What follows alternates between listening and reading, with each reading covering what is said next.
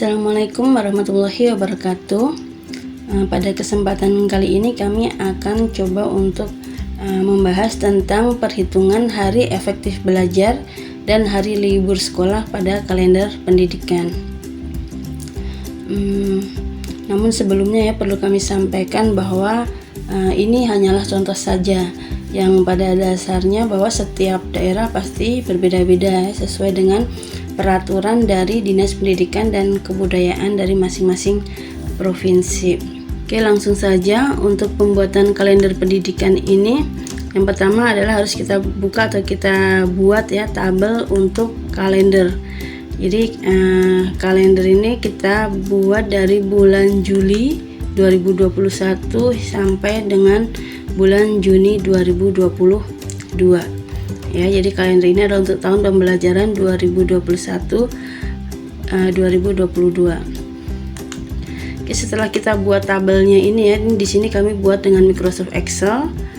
Setelah kita buat tabel kalendernya, kemudian kita kasih tanda untuk tanggal merah atau libur umum tanggal merah yang ada dari kalender nasional. Kita blok-blok dulu.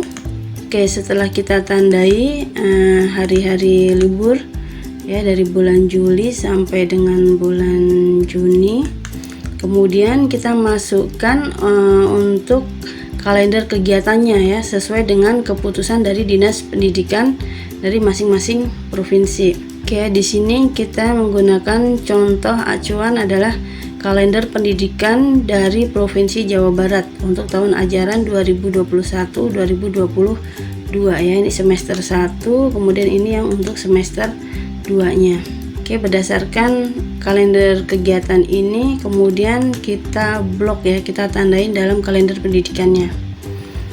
Oke, untuk bulan Juli jadi di sini awal masuk adalah tanggal 19 Juli. 19 Juli kita kasih tanda contoh di sini tanda hijau. Oke, untuk mempermudahkan yang hari Minggu kita blok dulu, kita kasih tanda merah. Oke, merah marun, fontnya kita ganti putih. Oke, ini untuk libur hari Minggu.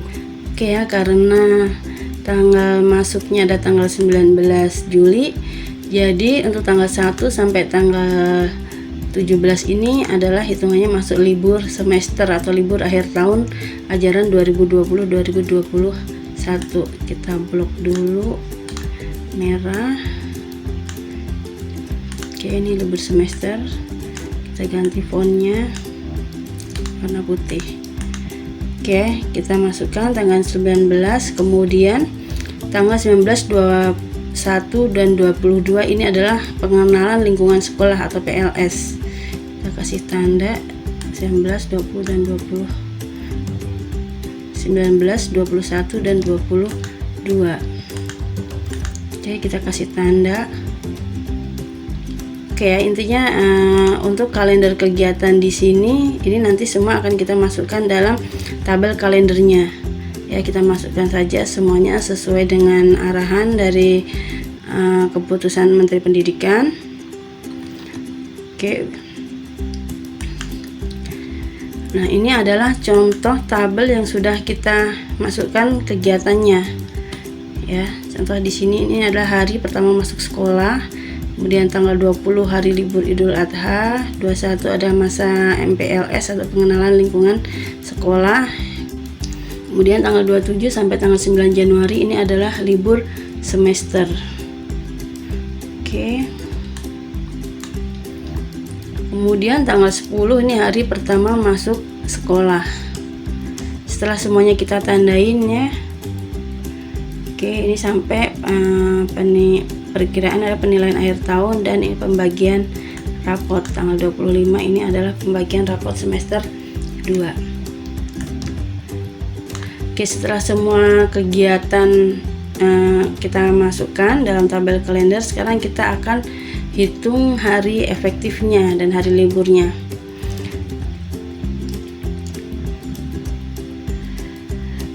Yang pertama kita harus tentukan dulu kode untuk kegiatan untuk menghitung jumlah harinya. Oke, di sini kode yang kami pakai adalah PLS atau pengenalan lingkungan sekolah. Ya, jadi PLS adalah kegiatan pertama masuk sekolah untuk pengenalan program, kemudian sarana dan prasarana sekolah, cara belajar, penanaman konsep, pengenalan diri, dan pembinaan awal dari culture sekolah. Oke, ini PLS. Kemudian BE atau hari belajar efektif. Ya, hari belajar efektif ini adalah hari belajar yang betul-betul digunakan untuk kegiatan belajar mengajar sesuai dengan kebutuhan kurikulum sekolah. Kemudian ini ada PTS atau penilaian tengah semester. Jadi PTS ini adalah penilaian yang dilakukan pendidik secara periodik untuk mengukur pencapaian kompetensi peserta didik setelah melaksanakan kira-kira 8-9 minggu kegiatan pembelajaran. Kemudian PAS atau penilaian akhir semester ini adalah penilaian yang dilakukan oleh satuan pendidikan untuk mengukur pencapaian kompetensi peserta didik di akhir semester gasal. Kemudian ada PR atau pembagian rapot, kemudian ada LM atau libur hari Minggu ya, ini hari-hari yang kita blok ini. Kemudian ada libur umum. Jadi libur umum ini adalah hari libur yang digunakan untuk memperingati peristiwa nasional atau keagamaan yang waktunya ditetapkan oleh pemerintah. Kemudian ada LS atau libur semester. Jadi libur semester ini adalah libur yang berlangsung pada akhir setiap semester. Jadi mungkin ada ini di sini ada hari belajar efektif, ada juga atau boleh juga ditambahkan ada hari efektif fakultatif ya. Jadi hari efektif fakultatif itu adalah hari di mana sekolah dibebaskan untuk mengisinya. Sekolah bisa mengisi dengan proses belajar mengajar atau kegiatan lain yang masih berhubungan dengan pendidikan. Jadi biasanya hari efektif fakultatif ini pada saat bulan Ramadan ya. Biasanya pembelajarannya bisa diganti dengan kegiatan seperti pesantren kilat, atau mungkin ada juga sekolah yang meliburkan proses belajar mengajarnya karena memang terhitung dalam hari efektif fakultatif. Oke ya, setelah kita tentukan kode-kodenya, kemudian untuk mempermudahnya kita coba bikin tabel di bawahnya. Oke ya, tabel untuk penghitungannya. Oke, kita kasih tanda. Oke, nah di sini tadi yang pertama adalah PLS, kemudian belajar efektif, kemudian PTS, lalu PAS. Kemudian kalau untuk pembagian rapot karena hanya ada di akhir semester ya, nggak usah kita masukkan. Kemudian di sini ada libur hari Minggunya, kemudian libur umum dan libur semester. Oke ya, kita perbesar dulu.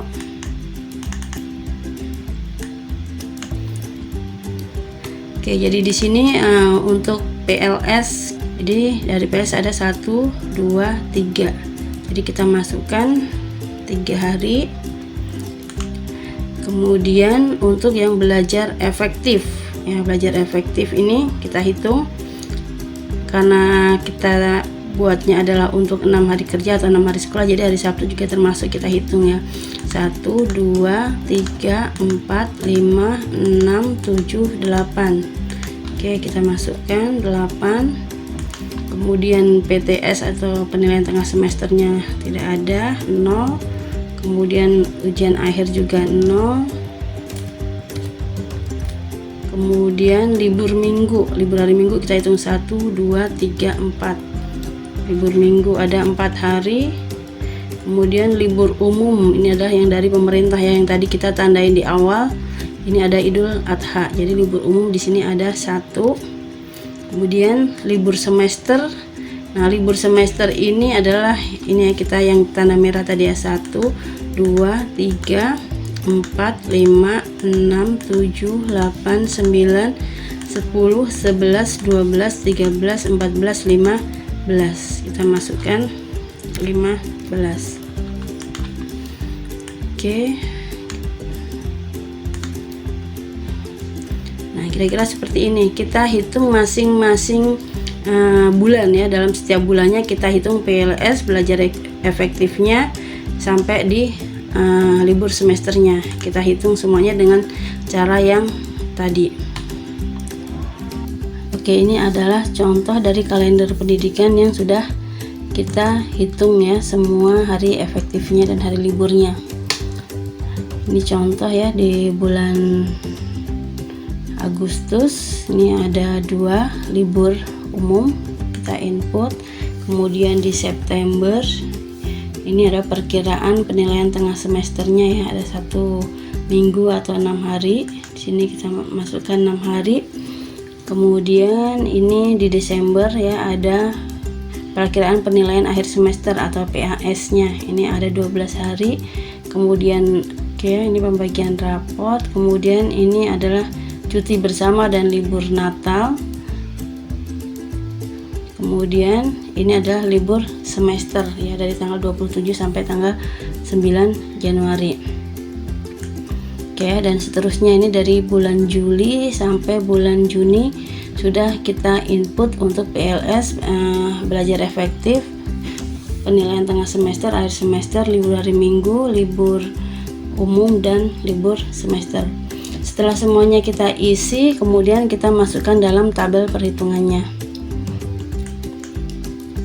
Di sini untuk tabel perhitungannya kita menggunakan format seperti ini ya, perhitungan hari efektif belajar dan hari libur sekolah untuk tahun pelajaran 2021-2022.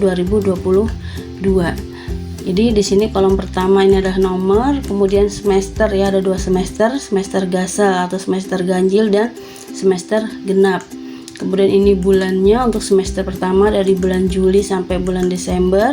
Kemudian untuk semester kedua atau semester genap dari Januari sampai bulan Juni tahun 2022.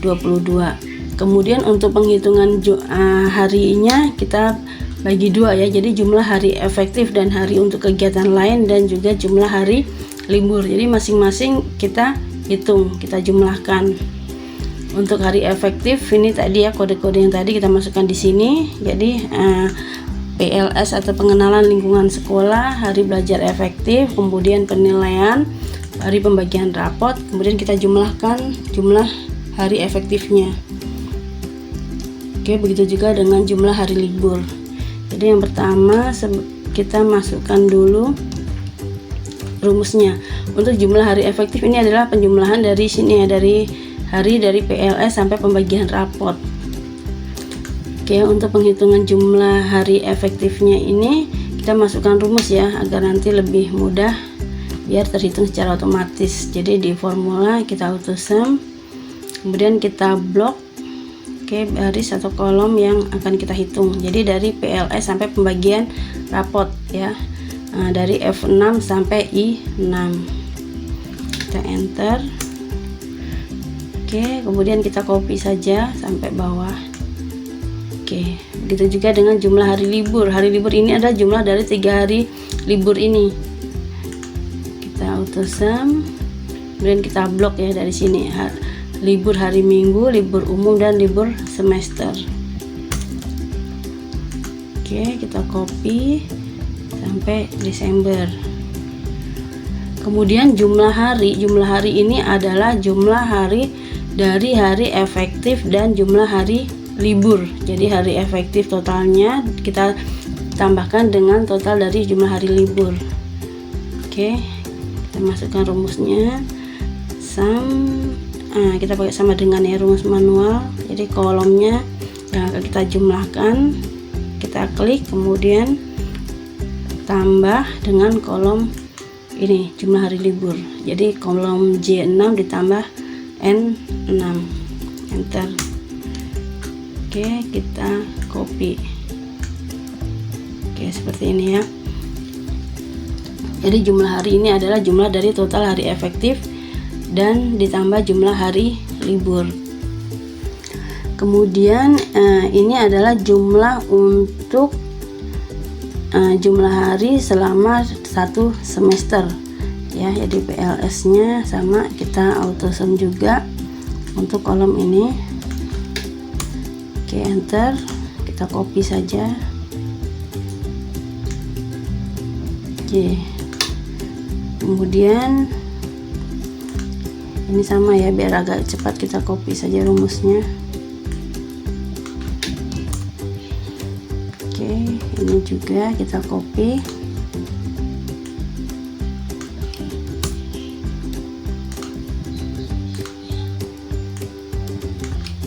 Untuk jumlah semester 2 ini sama ya, kita sum juga dari kolom ini.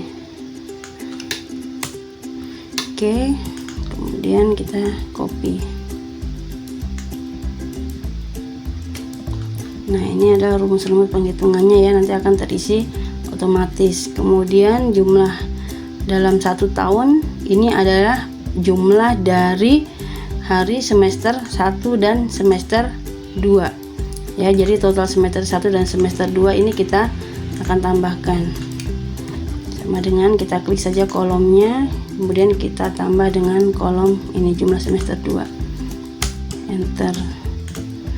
Oke, kita copy. Oke, rumusnya seperti ini ya. Sekarang kita akan masukkan datanya. Untuk PLS bulan Juli, PLS bulan Juli ini kita ambil data yang tadi ya, kita ketik sama dengan, kemudian masuk ke sheet yang tadi, bulan Juli ya, PLS nya ini ada 3, kita klik kemudian enter, otomatis dia akan masuk ke sini, dan di sini data-datanya otomatis juga akan terupdate ya, akan terisi.